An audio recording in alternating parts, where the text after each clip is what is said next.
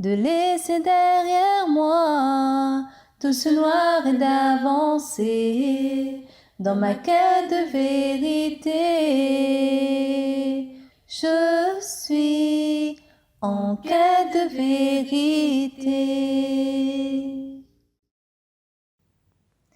Chers téléspectateurs, assalamu alaikum wa rahmatullahi wa barakatuhu. Bienvenue dans ce nouvel épisode d'Enquête de vérité, une émission où nous abordons divers sujets et répondons également à vos questions, le but étant l'acquisition de connaissances. Ainsi, nous vous invitons à envoyer vos questions ou les sujets sur lesquels vous désirez en savoir plus, que ce soit en matière séculière ou religieuse, à travers nos coordonnées qui s'affichent au bas de l'écran. N'oubliez pas de préciser le titre de l'émission, ce faisant. Dans l'épisode d'aujourd'hui, nous allons aborder le thème des attributs d'Allah. Et pour ce faire, j'ai le plaisir d'accueillir sur le plateau Maria Soudan Sahiba. Assalamu alaikum wa rahmatullahi wa barakatuhu. Wa alaikum assalam wa rahmatullahi wa barakatuh. Jazakumullah pour votre présence. Nous avons également le plaisir d'avoir avec nous Amtulhay Jawaya Sahiba. Assalamu alaikum wa rahmatullahi wa barakatuhu. Wa alaikum salam wa rahmatullahi wa barakatuh. Jazakumullah pour votre participation. Alors, sans plus tarder, nous allons passer à la première question, Maria. Que signifie le mot Allah? Alors, Allah est le nom personnel de Dieu Tout-Puissant en langue arabe. Le mot Allah n'est jamais utilisé pour désigner un autre être ou une autre chose. Les noms de Dieu dans l'autre langue sont tous attributifs ou descriptifs et sont souvent utilisés au pluriel. Mais le nom Allah n'est jamais utilisé au pluriel. Cela est dû au fait que l'islam enseigne la croyance en l'unicité absolue de Dieu. Allah est reconnu à travers ses attributs, dont environ 99 sont mentionnés dans le Saint-Coran. Ainsi, le nom d'Allah est un nom distinctif qui ne peut être utilisé que pour décrire cet être parfait, qui est non seulement exempt de toute imperfection, mais qui possède également tous les attributs et caractéristiques parfaits. Lorsque nous affirmons qu'Allah est parfait, cela est basé sur la réalité, car la définition même de la perfection repose sur deux caractéristiques fondamentales. Tout d'abord, pour qu'une chose soit considérée comme parfaite, sa beauté et son apparence doivent être absolument immaculées et sans aucun défaut. Et deuxièmement, si quelque chose ou quelqu'un prétend être parfait, alors il doit être incomparable dans ses faveurs, sa bonté, sa grâce envers les autres. Ainsi, nous constatons que la magnificence et la beauté de tout ce qui se trouve dans les cieux et la terre sont en réalité une manifestation de la beauté de Dieu et de ses faveurs envers sa création, constituant ainsi une preuve absolue de sa perfection. Lorsque nous observons les récompenses et les bénédictions que Dieu a accordées à l'humanité, cela nous conduit naturellement à être reconnaissants pour sa bonté et ses faveurs envers nous. Effectivement, Maria. Et le Coran nous a également indiqué que la majesté et la bonté et la beauté d'Allah n'ont aucun équivalent. D'ailleurs, dans le Saint-Coran, il est dit « Et à Allah seul appartiennent tous les attributs parfaits, invoquez-le donc par cela ». Et donc, le Saint-Coran et les hadiths font référence à plus d'une centaine d'attributs d'Allah. Et l'islam insiste sur la nécessité d'avoir une ferme croyance en eux et d'agir évidemment en conséquence. Le saint prophète sallallahu alayhi wa sallam nous conseille dans l'un de ses hadiths de suivre les attributs d'Allah, c'est-à-dire qu'un musulman doit s'inspirer des attributs de Dieu et les manifester dans une certaine mesure durant sa vie. Cependant, Amtulhay Sahiba, certains attributs sont propres à Allah. Ce qui nous mène à notre deuxième question qui sera pour vous. Quelles sont les trois catégories d'attributs d'Allah? En effet, les attributs d'Allah peuvent être divisés en trois catégories. Premièrement, nous avons les attributs qui sont propres à Allah seul et qui ne sont en aucun cas liés à ses créatures. En voici quelques exemples. Al-Hayy, qui signifie le vivant, Al-Majid, qui veut dire Seigneur de l'honneur, et Al-Qadir, celui qui possède le pouvoir et l'autorité. Deuxièmement, nous avons les attributs qui sont liés à la création de l'univers et qui indiquent la relation entre Allah et ses créatures, ainsi que son attitude envers elles. Nous citerons comme exemple les attributs Al-Khaliq, le créateur, et Malikul Mulk, le maître de la souveraineté. Et la troisième catégorie se réfère aux attributs qui entrent en action en raison des bonnes ou mauvaises actions de l'homme, qui est doté de libre arbitre. Nous avons par exemple les attributs Al-Raouf, le compatissant, Al-Afu, celui qui efface les péchés, et Al-Rahim, le miséricordieux. Jazakumullah Amtulhay Sahiba pour toutes ces précisions. Nous allons maintenant passer à un court clip sur la mosquée Moubarak qui se trouve au Royaume-Uni et dont les murs ont été décorés par les calligraphies des beaux attributs d'Allah. Je vous propose de regarder cela tout de suite.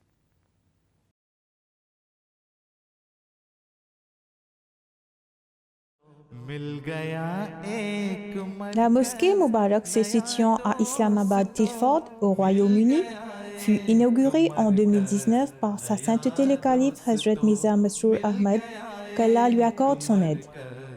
Sa conception se distingue des autres mosquées de la communauté musulmane Ahmadiyya par une belle ornementation des attributs de Dieu Tout-Puissant qui décore ses murs.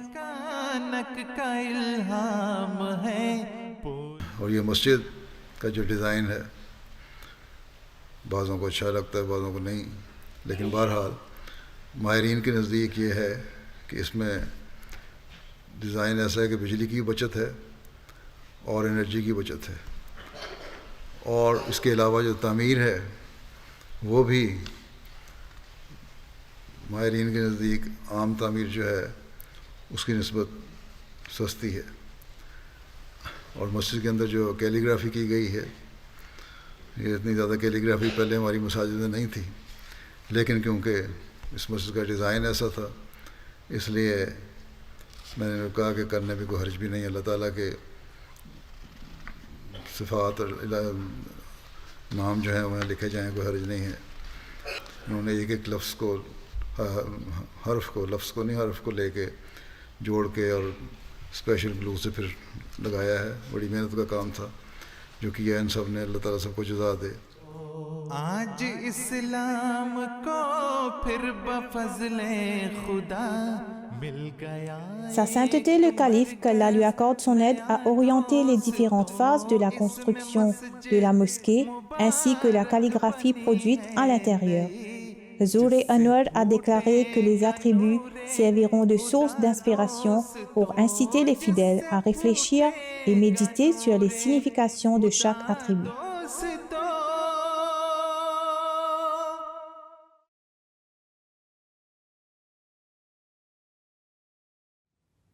Alors voilà une belle présentation de cette mosquée remarquable. Avant de continuer, chers téléspectateurs, je vous rappelle que vous pouvez nous contacter à travers nos coordonnées afin de nous envoyer vos questions ou vos sujets d'intérêt. Je vais maintenant passer à la prochaine question. Quels sont les 4 principaux attributs d'Allah? Alors, nous savons que les 4 attributs fondamentaux de Dieu ont été mentionnés dans le premier chapitre du Saint-Coran, à savoir la sourate Al-Fatiha, qui est évidemment récitée par tous les musulmans dans les prières quotidiennes, dans les prières surérogatoires, etc.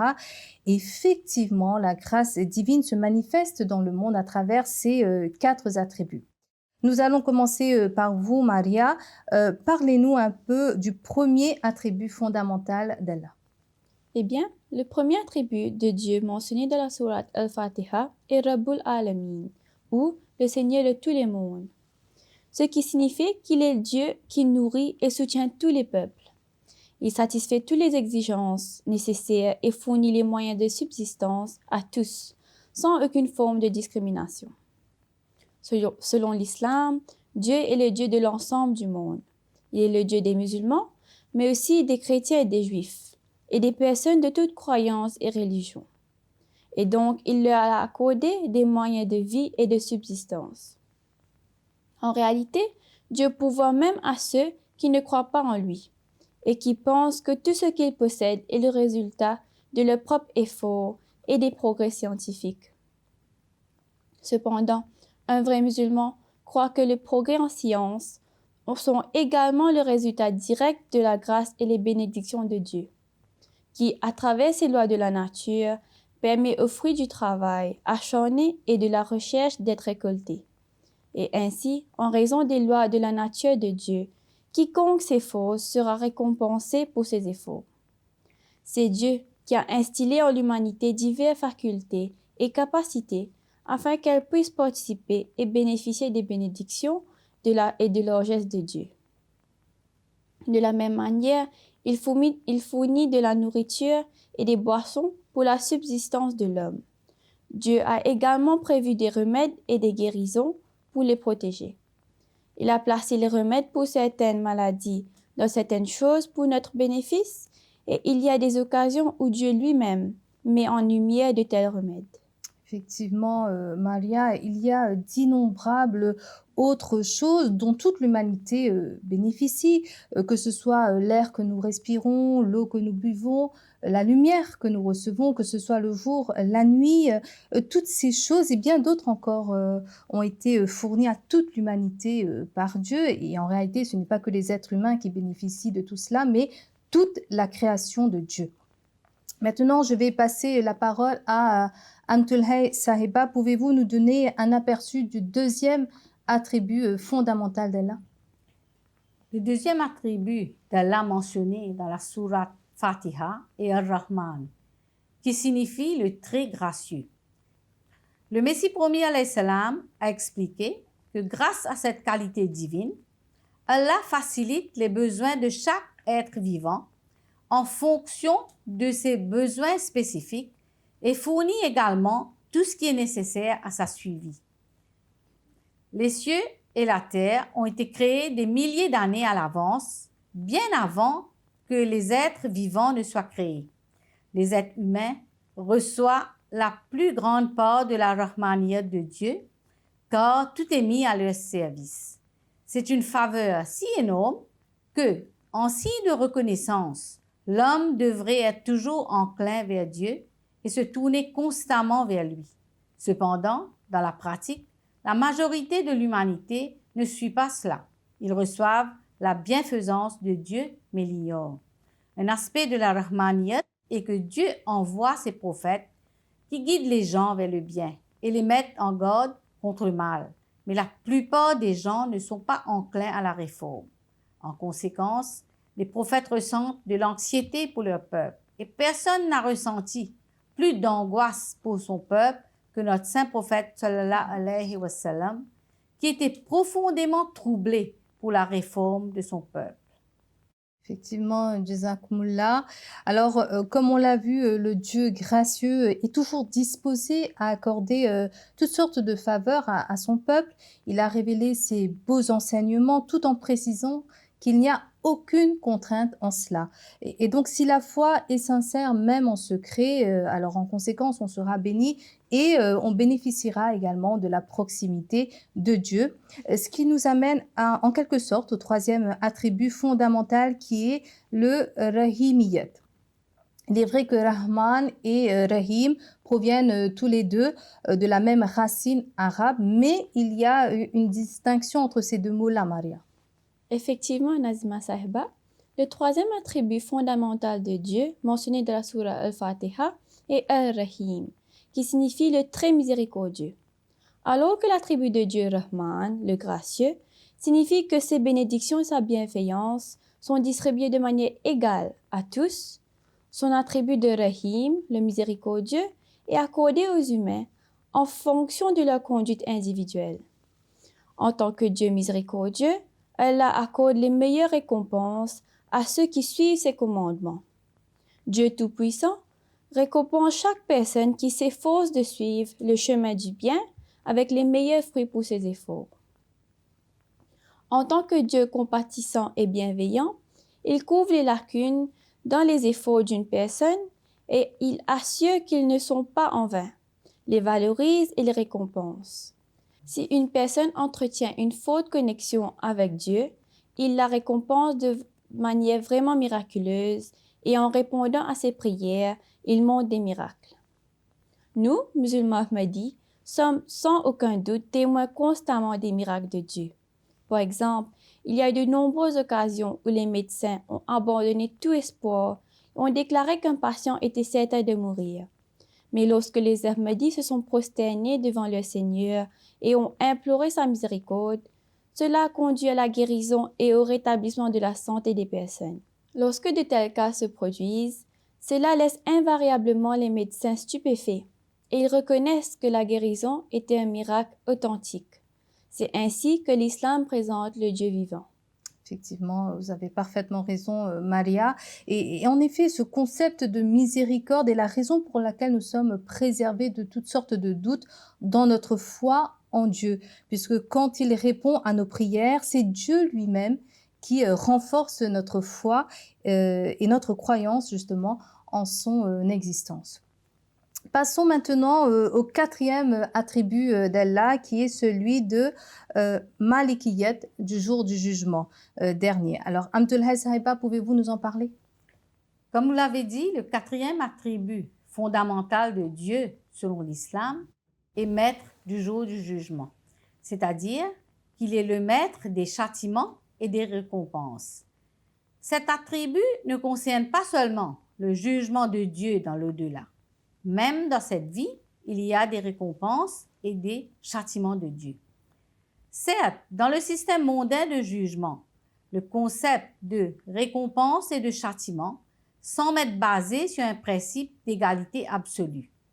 Cependant, l'islam enseigne que puisque Dieu est le maître de tout, il n'est pas lié par la loi qui exigerait nécessairement de punir chaque mauvaise action.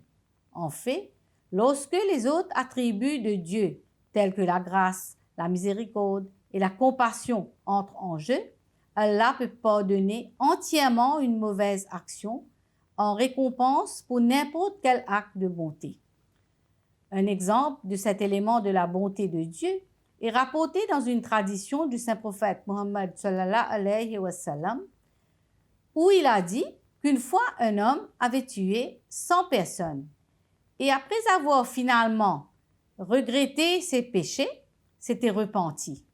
Il était sincère dans son remords et il partit à la recherche d'un véritable repentir, mais en cours de route, il mourut. Néanmoins, Allah fut satisfait de son dernier acte de repentir et le pardonna pour tous ses meurtres, le faisant entrer au paradis. Dans ce cas, la souveraineté d'Allah et son statut de maître ont pris effet. De la même manière, dans cette vie même, Dieu passe souvent outre les nombreuses erreurs ou fautes commises par l'homme et le sauve des conséquences négatives et du préjudice associé à ses actes. C'est la différence entre les lois de Dieu et les lois humaines, car dans les lois humaines, les péchés et les mauvais actes ne font qu'entraîner des sanctions. Tout à fait, Jazakumullah. Alors, donc, nous avons eu une brève description des 4 attributs fondamentaux de Dieu et tous les attributs d'Allah sont implicites donc dans ces 4 attributs et n'en sont qu'en fait une expansion. Par exemple, l'attribut Alimul Ghaib wa Shahada, qui veut dire celui qui connaît l'invisible et le visible, eh bien cet attribut est étroitement lié à l'attribut Ar-Rahman. Car c'est la connaissance de l'invisible qui permet à Allah de créer ce qui est nécessaire pour répondre favorablement à une situation avant même qu'elle n'ait survenu ou à une prière avant même qu'elle n'ait été formulée. Donc, c'est un attribut implicite de Dieu dans le mot Rahmaniyat. Nous allons à présent passer à une autre question. Je vous propose de regarder. Salam alaikum. Pourquoi est-il important de connaître les attributs d'Allah? Jazakumullah pour cette question. Alors, je vous laisse la parole, Maria, pour y répondre. Jazakallah. Premièrement, le Messie premier alayhi salam nous dit que plus on connaît Allah, celui qui est tout-puissant, omniscient, celui qui voit tout, le maître des cieux et de la terre, plus on le craindra. L'absence de la crainte divine au cœur engendre l'audace à commettre des transgressions. Ils sont nombreux à clamer leur croyance en Dieu, mais un simple examen de leur personne prouvera qu'ils sont athées. car dès qu'il s'implique dans les transgressions de ce monde, il oublie la colère de Dieu et sa grandeur. D'où l'importance d'acquérir ce savoir divin, car sans lui, l'on ne pourra se débarrasser des péchés. Deuxièmement, le Messie premier, alayhi salam, explique qu'en ayant conscience de la grandeur et de l'unicité de Dieu, de ses signes et de ses attributs glorieux et magnifiques, l'on pourra reconnaître Dieu comme qu'il le mérite. Comment celui dont le cœur est négligent et qui ignore Dieu pourra-t-il jeûner, accomplir la prière ou faire de l'aumône? Le catalyseur de toutes ces bonnes œuvres est cette connaissance. La porte pour reconnaître Dieu et pour voir la vérité s'ouvrira après avoir acquis cette connaissance par l'entremise de la grâce divine. D'ailleurs, c'est la grâce divine qui la maintiendra ouverte, qui purifiera et éclairera ce savoir, qui enlèvera tout voile se trouvant en Dieu et l'homme, et qui débarrassera ce dernier de l'impureté de l'âme qui incite au mal, qui renforcera l'âme de l'intéressé et lui accordera la vie. Jazakumullah pour cette explication.